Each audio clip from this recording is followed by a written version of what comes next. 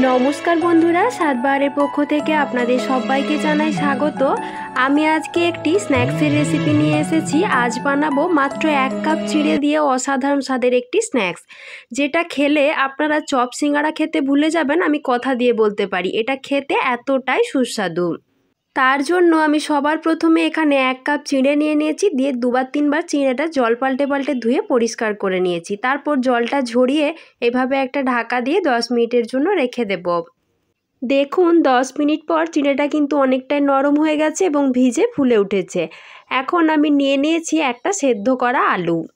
ওই সেদ্ধ করা আলুটা আমি একটা কুড়ুনির সাহায্যে এভাবে কুড়ে নিচ্ছি। এই কাজটা কিন্তু কুড়ুনির সাহায্যে কুড়েই করতে হবে, তা না হলে গোটা গোটা অংশ থাকলে এই রেসিপিটা খেতে একদমই ভালো লাগবে না।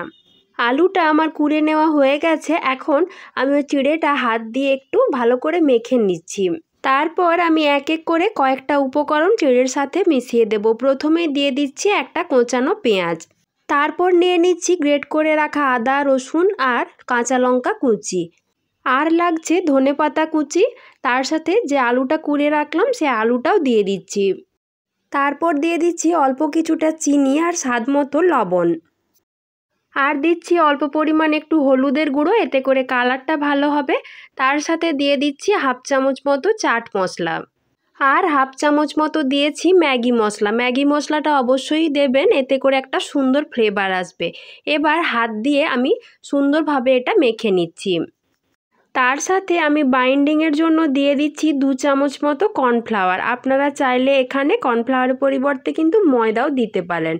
আবার সব কিছু একসাথে ভালো করে মেখে নেব। ভালো করে মেখে নেওয়া হয়ে গেছে। এবার দুটো হাত ভালো করে পরিষ্কার করে নিয়েছি। তারপর হাতে নিয়ে নিয়েছি অল্প একটু তেল, দিয়ে একটু একটু করে এভাবে আমি নিয়ে নিচ্ছি আর গোল গোল করে শেপ দিয়ে দিচ্ছি। একইভাবে করে আমি প্রথমে সমস্ত চিড়ের কাটলেটগুলো তৈরি করে নিচ্ছি।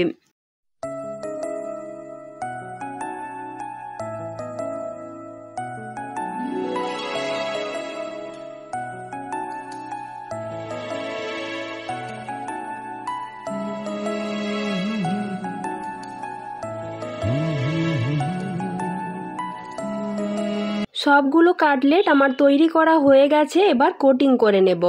তার জন্য আমি একটা বাটিতে এখানে নিয়ে নিচ্ছি 2 চামচ মতো ময়দা, আর তার সাথে দিয়ে দেব অল্প পরিমাণে একটু লবণ, দিয়ে জল দিয়ে গুলে একটা পাতলা ব্যাটার আমি তৈরি করে নিচ্ছি।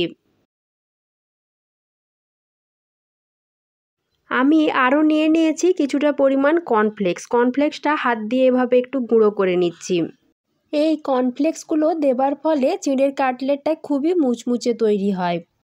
তারপর একটা কাটলেট নিয়ে এই ময়দার ব্যাটারের মধ্যে ডুবিয়ে তুলে নিচ্ছি।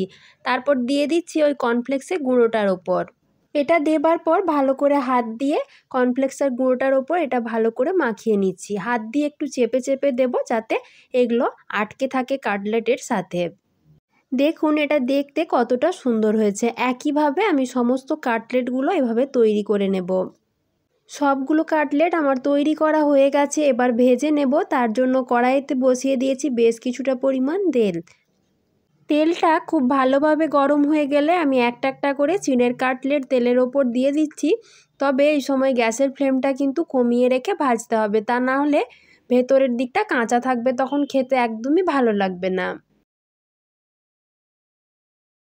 1-1.5 মিনিট পর একটা পাশ হয়ে গেছে। আমি আরেকটা পাশ খুন্তির সাহায্যে ভালো করে উল্টে পাল্টে নিচ্ছি। কাটলেটগুলো আমার ভাজা হয়ে গেছে। এবার আমি তুলে নিচ্ছি। দেখুন একটা আপনাদেরকে তুলে দেখাচ্ছি, দেখতে কতটা সুন্দর হয়েছে।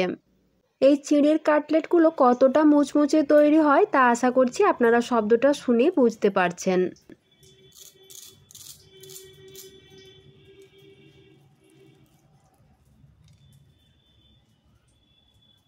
এই চিড়ের কাটলেটগুলো খেতে কিন্তু দুর্দান্ত হয়। আপনারা অবশ্যই বাড়িতে এভাবে একবার বানিয়ে দেখবেন, আর কেমন লাগলো তা কিন্তু কমেন্ট করে জানাতে একদমই ভুলবেন না। এগুলো আপনারা চাইলে গরম গরম চায়ের সাথে বা টমেটো কেচাপের সঙ্গেও কিন্তু পরিবেশন করতে পারেন। খেতে কিন্তু খুবই ভালো লাগে।